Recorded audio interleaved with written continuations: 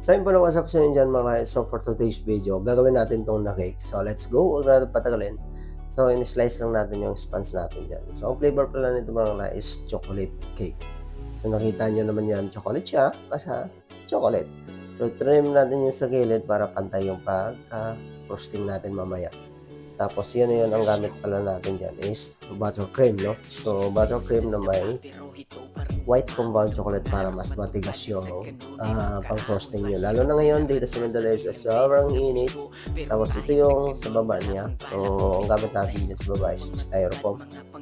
Ayan. So nakita nyo naman yung ginawa natin dyan. Kasi yung sa gilid is may design siya kaya ganun yung pag-procedure natin. Ayan. So ang tawag dyan is paneling method pag nagka-cover ka ng ganun. Kasi nga yung design niya sa gilid kailangan natin ma-achieve. So yan na yun, yung sa ano naman, ito naman yung sa second tier. Ito yung second tier. Ay, second tier ba ito? Parang hindi. Parang ano, ito yung pang second tier natin sa yung sa pinaka base niya, no. So yan, so gamit natin diyan paneling method kasi nga matigas yung fondant natin para mas maganda yung kinabasan kasi pag pasoklob yung pag-cover mo, kasi pag pasoklob yung cover mo kagaya nitong purple, so pag matigas yung fondant mo is nagka-crack siya. So kaya ginamitan natin siya ng panibagong technique. Actually hindi naman siya panibago, luma na makaluma to si Kalahin. So yan, so yun yung pang second tier natin. So ang base niyan is ano siya, styrofoam, dami. So yan na yun, kakabit natin, i-assemble natin. So hindi natin to in-assemble dito mga kalay kasi nga ang cake natin is matagal yung design. So matagal yung pag-assemble sa design, ididikit pa natin siya. Kaya inisa-isa natin para yung cake sa pang tray tier is hindi siya malalambot, no. So sa lahat pa lang na magustong mag-order dyan sa Saffron Slice Bakery, search nyo lang Saffron Slice Bakery. So ayan. So ito na order mga guys, rush order to siya. Ito yung kasagsagan ng baha dito sa Dubai, no, sa Sharjah or sa Dubai kasi the time is ulan to. Rush order to siya mga guys, in order, no, rush order, kaya tinanggap din natin.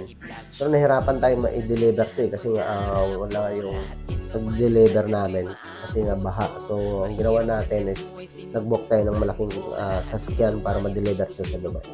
So yan na yun, dinikit na natin. Tapos yun na yan, yung pang plaster niya. Tapos yung topper sa taas. Yan, so ganun lang. Ito na cake mga guys, fondant cake to siya. Tapos basta yun na yun, fondant cake. Ano bang gusto nyo palabasin natin? Fondant cake naman yan eh. Ba't ka galit? Relax ka lang, boss. So ang dinikit natin yan is white chocolate para hindi siya malaglag. Ayan. Okay, tapos gano'n lang, ligit-ligit mo lang siya. Di ba? So ang gusto pala ng customer dito mga guys, ibahin yung design. So sabi ng customer, bahala ka nang magpaganda sa cake, basta ayaw ko yung unang sit-up na design. So which is magkaiba sila mga kalahi kasi nga gusto ng customer is ibahin, so masusunod yung customer. Dito na papasok yung customer is always right. So ito na yung cake natin. Okay. So in-sprayan lang natin pang shiny dyan. Parang walang nangyari, no? Okay. So, ayan. Ayan na yung cake. Tapos, may ano to siya pa yung freebies namin. Pixicle at saka kickbox. Ayan, di ba? Hindi pala siya cake, pixicle. Cupcake pala, bubo. Cupcake yan, boss. Yung mga freebies dyan. Ayan. Ayan, di ba? So yun lang, no mga kalay, maraming salamat. At sa mga hindi pa na-follow, baka naman basipa dyan, gusto mo sipahin kita pag hindi ka nag-follow.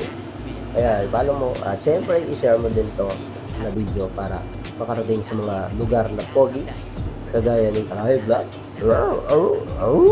So yan na yun yung previous dito. So ang cupcake pala nito is hindi previous, order talaga to siya. Yung kiksike lang previous, huwag kang bubo.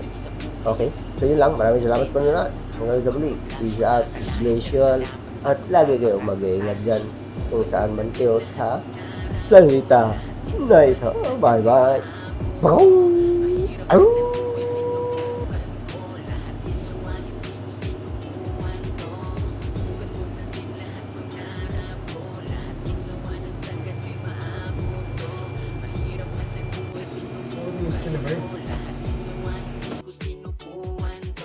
Lipas pa ang panahon. Ngayon sa haba ng paglalakad, marami na akong natutunan, lalo pa